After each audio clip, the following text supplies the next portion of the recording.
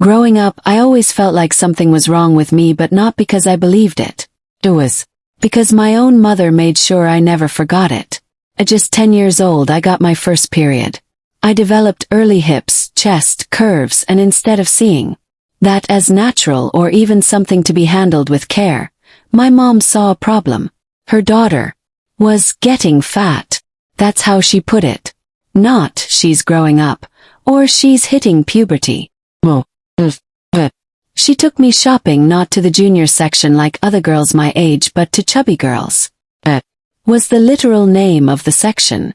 Imagine being a 10-year-old and watching other kids pick out cute outfits while your mom holds up baggy clothes and says things like, "These should hide your stomach."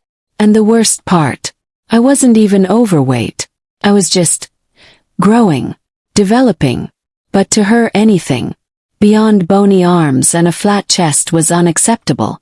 Over the years, this became the soundtrack of my life. Every time I reached for dessert, "Do you really need that?" Every birthday photo, "You looked better last year." Even family gatherings weren't safe. She'd say in front of aunts and cousins, "She's always had a big appetite, you know. We have to keep an eye on her." I didn't get support. I didn't get protection. I got ridiculed by the one person who was supposed to be my safe space. Fast forward to adulthood, I'd love to say it got better. It didn't. After having 2 kids back to back, my body changed. Like every mother's does. I gained weight. Yes, but not irresponsibly. Just life weight. And guess what? That triggered her even more.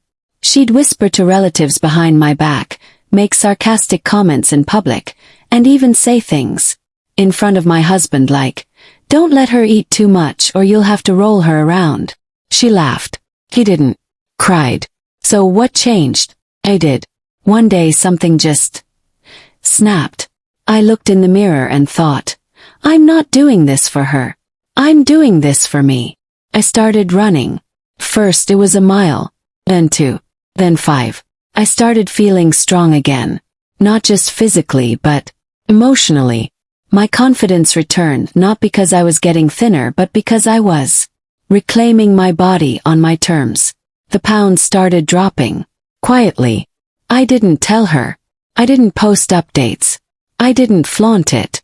I just kept going. And while all this was happening, I noticed something else. My clothes were falling off me. My size 14 pants, which I had recently gotten tailored down to a size 10, were now too big again. That gave me an idea. A gloriously petty idea. I took the pants, those altered 14s now closer to a slim 8 or 10, and brought them over to her house. One day. "These don't fit me anymore," I said casually. "I thought you might like them." Now you have to understand, my mom always took pride in calling herself a slim 14. She wore that number like a badge of honor, as if it made her superior to anyone who wore larger sizes. So when she held up the pants and couldn't fit into them, her face changed. She blinked. She tugged the waistband. She muttered, "These must be mislabeled. I must be bigger than I thought." Bingo. She folded them neatly, handed them back and said, "Thanks, but no. I guess they won't work for me." I nodded, smiled, and took them back. No yelling. No dramatic confrontation. Just the quiet realization that her years of toxic superiority had caught up with her, and in that moment she couldn't deny it. Climactic revenge payoff. For the first time I watched her struggle to hide the truth. She wasn't slim anymore. And worse. Her daughter, the one she had humiliated for years, was now thinner than she was. Healthier. Happier. But I didn't say a word. I didn't gloat. I just watched as her smile faltered and her confidence cracked. That was my revenge. Not to make her feel bad, but to make her feel what I had felt for years. That moment of confusion, of embarrassment, of realizing that your image of yourself doesn't quite match reality anymore. Reflective wrap-up. Sometimes revenge doesn't need fireworks. It doesn't need screaming matches or slammed doors. Sometimes it's just about reclaiming your power quietly, confidently, and completely. And that kind of revenge Sticks harder than words ever could. Outro call to action. If this story gave you chills, hit that like button and drop a comment below. What's the pettiest revenge you've ever witnessed that left a permanent mark? And of course, subscribe for more jaw-dropping Reddit stories where karma finally comes knocking.